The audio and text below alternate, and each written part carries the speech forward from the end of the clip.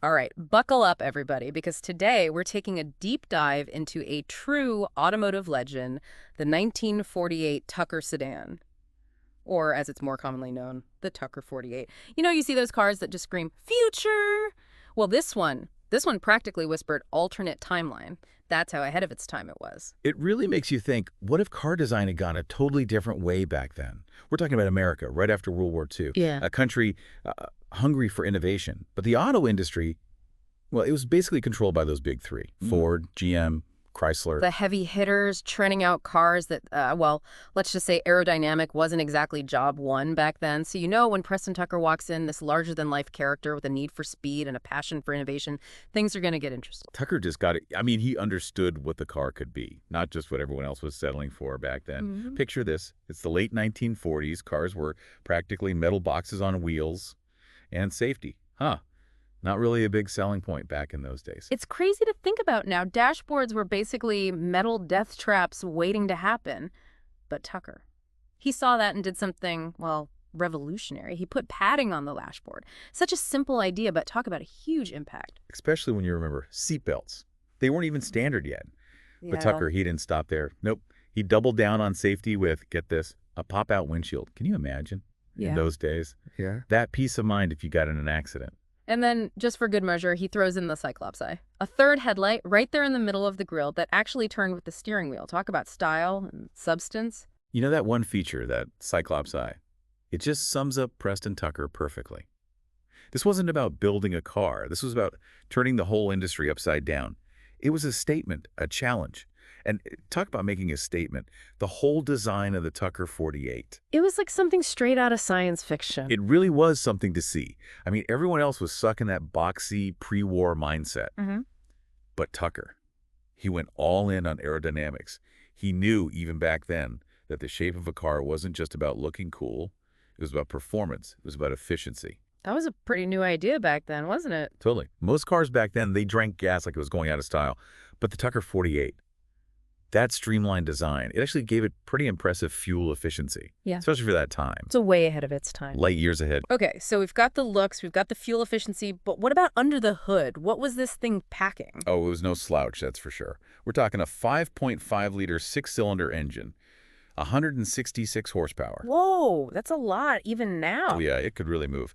And get this, the engine itself, Mm-hmm. originally designed for a helicopter. A helicopter engine in a car? That's wild. Talk about thinking outside the box. Now, sourcing all these parts from different companies, it was definitely innovative. But it also had its downsides. Take the transmission, for instance. Tucker, he wanted to use a pre-selective gearbox. Okay, hold on. Pre-selective gearbox. For those of us who don't speak mechanic, what is that? Basically, it let you, the driver, pre-select the next gear you wanted. Yeah. You got these super smooth, super fast gear changes. So no more clunky shifting. Exactly. Really cutting-edge stuff for the time, but relying on other companies for parts, especially for a small company just starting out. That always comes with risks, you know? Delays, production issues, the works. It was a gamble for sure. A big one. And speaking of gambles, let's talk about that launch event. 3,000 people, all there to see this revolutionary car. Must have been electric. June 19th, 1947. A day that should have been Tucker's crowning achievement. The energy, the anticipation, you could cut it with a knife. But, and this is a big but, some, shall we say, kinks started to show. Oh. Well, you got to remember, they built this thing on a tight budget and an even tighter schedule. It was basically a mad dash to the finish line. So yeah, there were bound to be some hiccups. Some folks had trouble with the doors sticking. Others said that fancy suspension system, the one that was supposed to revolutionize the ride, well, it wasn't quite as smooth as advertised. So more like teething problems then. Yeah, you could say that. Yeah. The kind of stuff that, given a bit more time and money, they probably could have worked out. It's a shame those early issues overshadowed what seemed like such a promising debut, but I guess when you're trying to revolutionize an entire industry, you're bound to hit a few bumps in the road, right? That's an understatement. Yeah. And in Tucker's case, those bumps weren't just metaphorical. The financial strain was immense, and he had to get creative to keep the dream alive. That's where his idea to pre-sell accessories came in, right? Things like custom luggage sets, radios, even that sleek rear engine cover. Precisely. It was a bold move, a way to inject much-needed capital into the company by tapping into consumer excitement.